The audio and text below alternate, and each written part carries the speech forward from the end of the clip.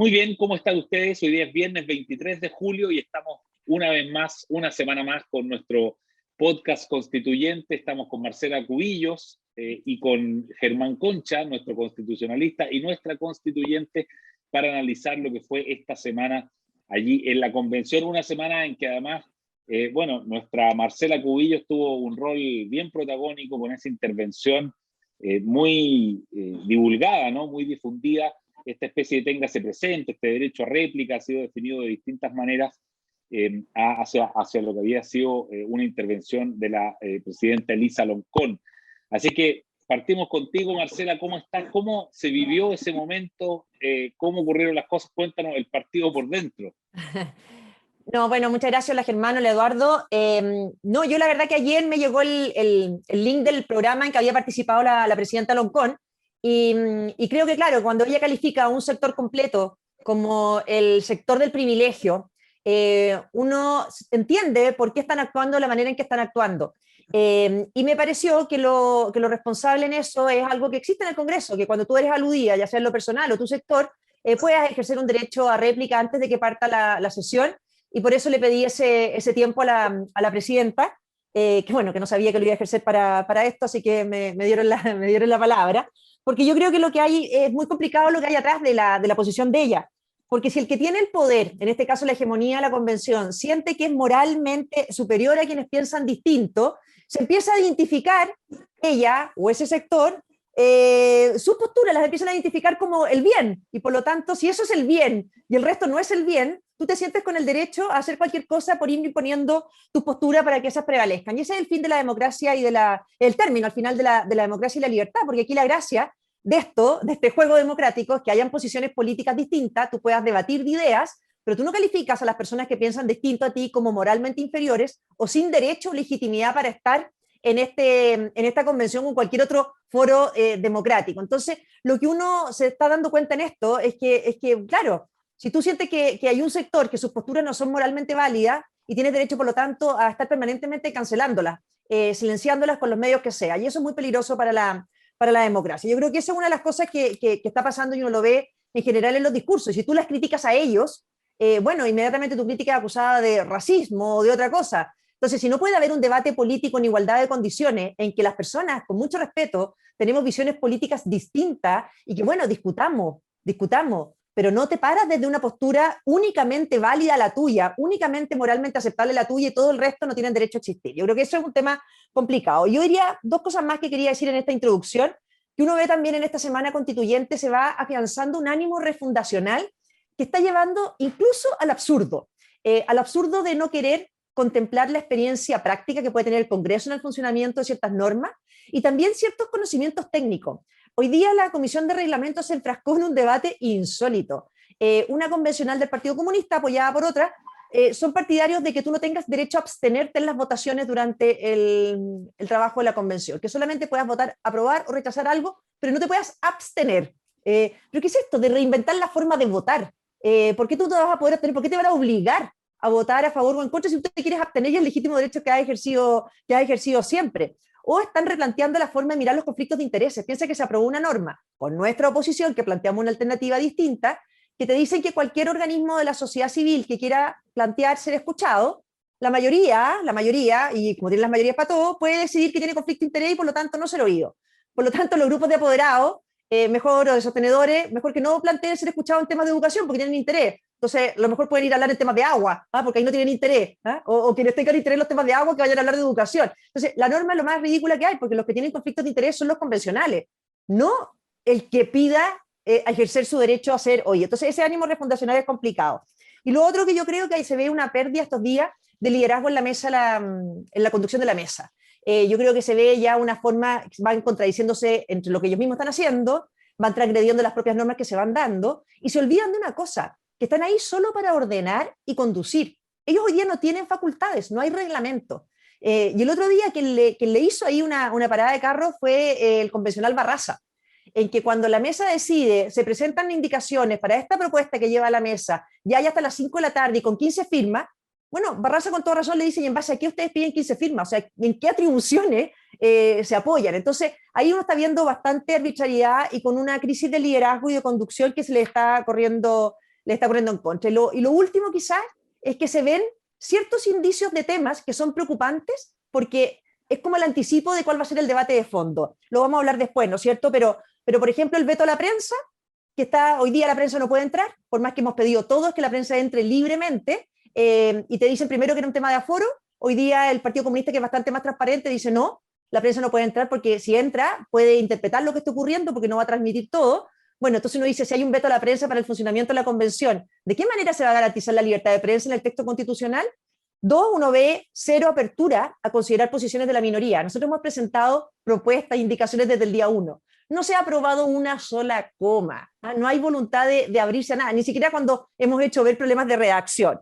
Y lo tercero, que yo creo que es complicado, que también anticipa una postura de fondo, es la intolerancia a la crítica, que era un poco lo que estábamos viendo antes. Aquí se le echa la culpa en los discursos a que la prensa está desprestigiando el funcionamiento de la convención o que Chile Vamos está desprestigiando el funcionamiento de la convención. No, aquí lo que hay, no hay una campaña de desprestigio, hay críticas. Y esas críticas tendrán que responderse en su mérito, por así decirlo, pero aquí de nuevo, quienes tienen a su cargo la convención son quienes tienen la hegemonía. Háganse cargo y no le echen la culpa esta vez ni a la derecha ni a la prensa. Clarísimo el resumen de estos hitos, Marcela Cubillos. Germán Concha, ¿cómo lo viste tú, ¿no? desde afuera la convención? Mira, Eduardo, bueno, hola, en primer lugar. Yo creo que lo que más llama la atención de todo, el incidente que da lugar a la intervención de Marcela, porque primero da lugar a la intervención de la presidenta, es una demostración de cómo ver las ideas neomarxistas, y lo que tú estás viendo aquí es neomarxismo, y es política de las identidades. Entonces lo que tú estás viendo es una lógica que se instaló, muy conocida en las universidades en el primer mundo, en las universidades también en Chile, sobre todo en el ámbito de las humanidades, en que la discusión, el análisis no se hace tratando de encontrar un marco común, que es lo que buscaba la modernidad con el marco de la razón.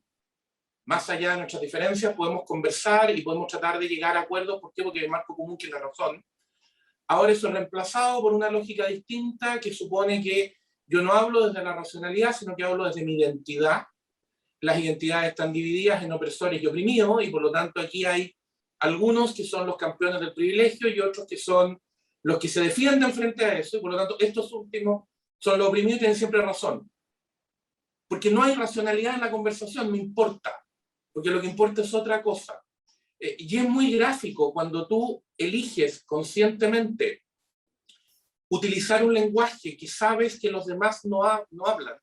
Cuando tú eliges un idioma que los demás no hablan, a conciencia, porque puedes hablar el que los demás sí hablan, no estás solo haciendo un símbolo, no es solo una casualidad, porque tú estás primero queriendo marcar tu identidad, pero en este sentido, yo tengo razón porque yo soy el oprimido, por lo tanto yo estoy con lo bueno. Es culpa de ustedes no conocer mi idioma, de todos los que no lo hablamos y no lo entendemos, pero además no me interesa que me entiendan.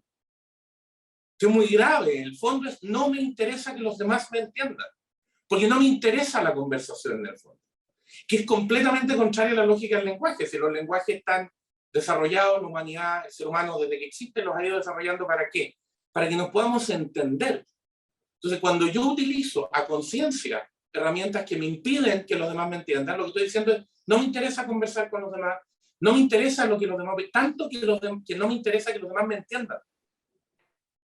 No es solo que no los quiero entender yo a ellos, es que no quiero que ellos me entiendan a mí. Eso todavía me parece más frontal en ese sentido. Y esto tiene que ver, como buena noción marxista y por lo tanto colectivista, con la idea de que quienes participan en política, quienes actúan en política no son individuos, sino que son siempre colectivos. Y por lo tanto tú no eres capaz de pensar más allá del colectivo que representa. Y por ende tiene sentido, en esa lógica, que ¿para qué vamos a oír al que piensa distinto? Si el que piensa distinto representa una posición rígida. Es el opresor, entonces no me interesa el opresor. Porque lo que va a hacer el opresor es tender a oprimir siempre. Entonces, ¿para qué lo voy a poner en la conversación?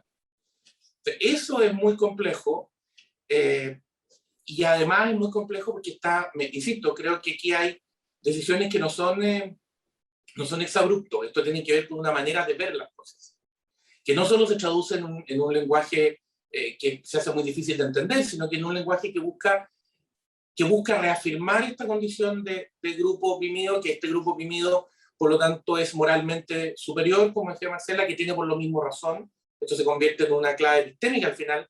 Yo tengo mejor conocimiento, yo sé ni siquiera mejor conocimiento, porque insisto, la razón queda de lado. Yo tengo una posición moral superior. Y cuando conversamos así, la conversación es imposible. Iván Concha y Marcela Cubillo. Marcela, déjame hacerte una pregunta. Ahora vamos al tema de la prensa, que es un tema que ha dado vuelta en estos días. Lo que yo entiendo, lo que yo conozco, es que los medios de comunicación han pedido formalmente, y entiendo que por escrito hay una carta pidiéndole a la mesa que se les permita entrar a cubrir lo que está ocurriendo adentro. Yo sé que hay una señal de streaming donde por lo menos la discusión en el plenario se transmite, pero todo eso, el pasillo, las otras salas, digamos, que no están siendo transmitidas en ese minuto, etcétera, eso no puede verse, no hay periodistas que puedan mirar quién conversa con uno, con otro. Eso es bien curioso porque yo recuerdo que antes de la elección había un debate respecto de cuál era el nivel de transparencia que tenía que haber. Incluso la opinión predominante parecía ser que tenía que haber transparencia total, precisamente para que no hubiese cocinas. Esta semana, Constanza Juve hizo una, constitucionalista también, hizo una acusación planteando que aquí efectivamente no había posibilidad de acceso al tema de la cocina. ¿Cómo se puede resolver? ¿Existe un mecanismo dentro de la comisión donde esto pueda zanjarse de alguna manera? ¿Quién lo zanja? ¿Se va a tener que terminar votando si entra o no entra la prensa a cubrir lo que está pasando en la convención, Marcela? Bueno, sí, yo creo que lo peor es que ni siquiera se han atrevido, porque por último que lo pusieran en votación y se transparentara quiénes son los que no quieren que entre la prensa. Entonces, aquí ha sido un debate que lo han ido evadiendo. Nosotros hemos sido muy claros en decir que sin prensa es cocina. ¿Ah? Y lo hemos dicho claramente, y no solamente la prensa ha hecho esta carta, sino nosotros también un grupo de convencionales diciendo que al menos se den las mismas garantías que tienen en el Congreso. No basta la señal de streaming. Entonces, hoy día nos dijeron durante mucho tiempo que este era un problema de aforos y por eso no podía entrar la prensa. Lo que es absurdo porque ya están aprobando que entren asesores. O sea, hoy día la Comisión de Reglamento no había ningún problema para que pudieran entrar asesores. Dijimos, bueno, si entran asesores, ¿por qué no entra la prensa? Ya han cambiado las fases, o sea, da lo mismo, ya no es el tema de aforo. Y yo agradezco muchísimo la transparencia del Partido Comunista una vez más, en que una constituyente dijo claramente que no entre la prensa o que no son partidarios por esto, porque como no va a haber un canal no va a estar TVN transmitiendo toda la sesión, no podemos permitir que ellos seleccionen, que ellos editen, que ellos interpreten, etc. Yo lo que siento que lo que hay es un temor a tener la prensa adentro para que efectivamente puedan sacar las imágenes que cualquier prensa quiere poder sacar. A ver, cuando se suspende la sesión, ¿qué grupos se juntan? ¿Quiénes son los que están conversando? ¿Cómo se dan esas negociaciones? Bueno, entonces aquí lo que quieren es, no solamente quieren cocina, sino que quieren, la quieren completa y oscura. Y como tú bien dices, antes siempre se hablaba de una transparencia total, y si alguien planteaba que no, que debían haber espacios para la negociación, dicen, pero estás loco, transparencia total. Bueno, hoy día que tienen la hegemonía para dar esa transparencia total, no lo están haciendo. Se creó una comisión de comunicaciones, en que supuestamente este tema tiene que estar ahí, pero a mí me preocupa cuando veo en un Twitter hoy día a Patricia Polich, que es parte de la comisión de comunicaciones, considerar interesante la postura que dio ayer Paula Walker y Alejandra Matu, diciendo que no, que aquí está bien que la prensa no entre, o la razón por la que no entre es para esto, para que no sean los periodistas sujetos de operaciones políticas de los convencionales. O sea, ya es un control a la libertad de prensa brutal el que estén haciendo. Entonces, a mí también yo me pregunto, si fuera la derecha la que se estuviera oponiendo a que la prensa entrara, la prensa entera estaría haciendo una campaña contra la derecha para poder ingresar. Pero aquí uno ve una cierta tolerancia o un cierto silencio o no la proactividad que uno esperaría cuando es la propia izquierda que tiene la hegemonía de la convención la que está impidiendo el libre acceso a la prensa. Y a mí me parece fundamental que ingresen, que si hay cocina, si se suspenden las sesiones para llegar a los acuerdos, bueno, que se puedan sacar las fotos de quiénes conversan con quiénes. ¿Qué es lo que hay que ocultar? ¿Por qué no? ¿Cómo lo ves, Germán, el tema del acceso a la prensa y la libertad de expresión en el contexto de la convención? Mira, Eduardo, creo que algo hemos comentado, ya se dijo en alguno de los podcasts anteriores, que el compromiso democrático se mira o se ve de verdad cuando tú eres mayoría. Ahí se nota el compromiso democrático. Bueno, las reglas que protegen a las minorías se notan cuando tú eres mayoría. Si de verdad crees que el sistema tiene que ser una regla pareja, que nos proteja a todos. Cuando tú estás en la minoría es más fácil decir, no, cuidado, que las reglas me protejan, porque no sé qué. El problema es cómo te comportas cuando tienes tú la hegemonía. Entonces, si en vez de creer que este es, insisto, un diálogo entre personas que tenemos derecho, personas, no colectivos, personas que tenemos derecho a tener ideas distintas y a conversar y a tratar de llegar a acuerdos sin tener que abdicar de esa idea, sino que buscando entre todos lo mejor posible, es una fórmula. Pero cuando yo creo que hay un grupo que por alguna razón tiene superioridad moral respecto del resto, entonces es mucho más fácil que ese grupo diga, bueno, yo no tengo por qué darle ninguna garantía a esos otros, si esos otros son los privilegiados. Entonces, como han sido, vuelvo al lenguaje que se está usando en este tiempo, como han sido los privilegiados de siempre, que alguna vez los privilegiados pierdan. Entonces esto ni siquiera es institucionalmente refundación, esto es usar la institucionalidad ni siquiera para reescribir la historia, es como para hacer una gran, gigantesca revancha, como que yo viniera institucionalmente a pasar una cuenta.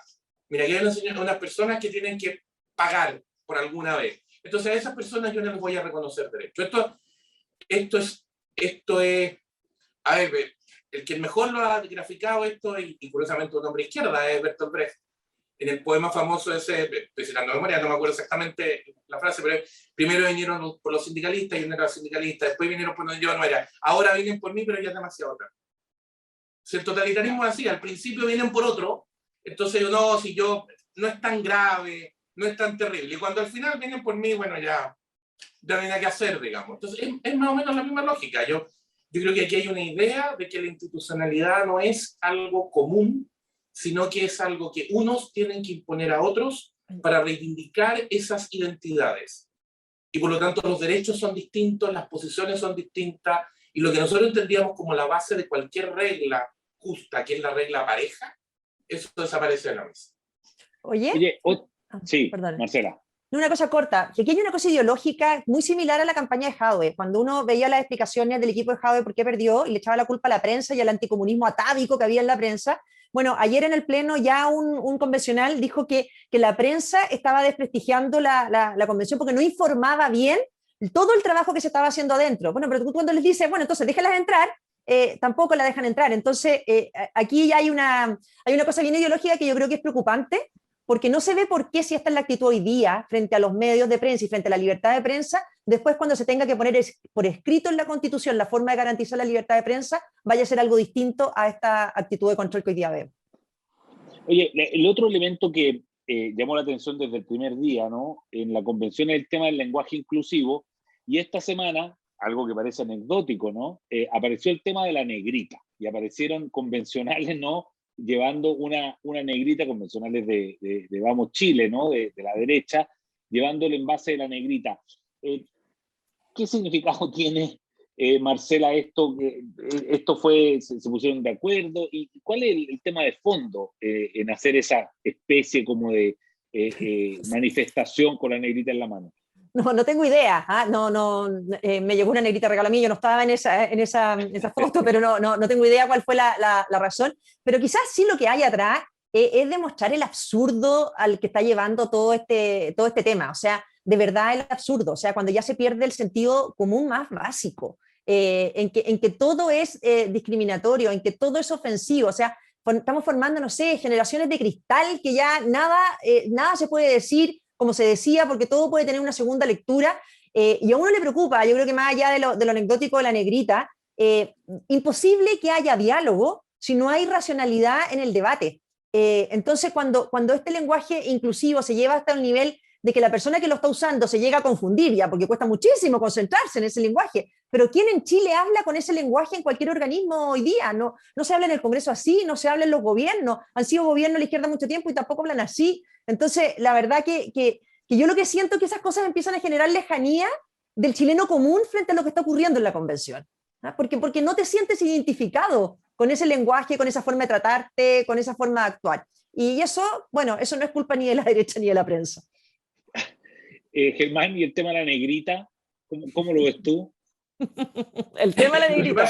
Lo que pasa es que yo creo que el tema de la negrita representa una discusión que es importante en el fondo, porque, a ver, tú puedes entender que con el tiempo ciertos usos idiomáticos cambian, puedes entender también que empieza a decir, ¿sabes qué? Mejor esta palabra tiene una carga, no la vamos a usar, no sé qué. Pero cuando tratas la institucionalidad tiene un primer deber, que es ser lo más clara posible, lo más simple posible de entender, asegurarnos de que haya la mayor claridad, insisto, en los textos. Los abogados sabemos que eso ya es una complicación cuando tienes una discusión, porque puedes empezar a interpretar que no, que en realidad que esto... Y eso es con un idioma común. Y por eso tratamos en todos los países del mundo de usar el idioma más formal posible. ¿Para qué? Para que cueste lo menos posible entenderse. Entonces, cuando tú te quieres dar un gusto, levantar un punto, de nuevo, defender una identidad, tu límite es hasta qué punto la defensa de esa identidad hace imposible que los demás vivan, o entiendan, o puedan convivir contigo. O sea, esto es... A ver, te recordarán que en algunos momentos se ha planteado que hay películas que hay que editar porque hay que sacarle ciertas imágenes.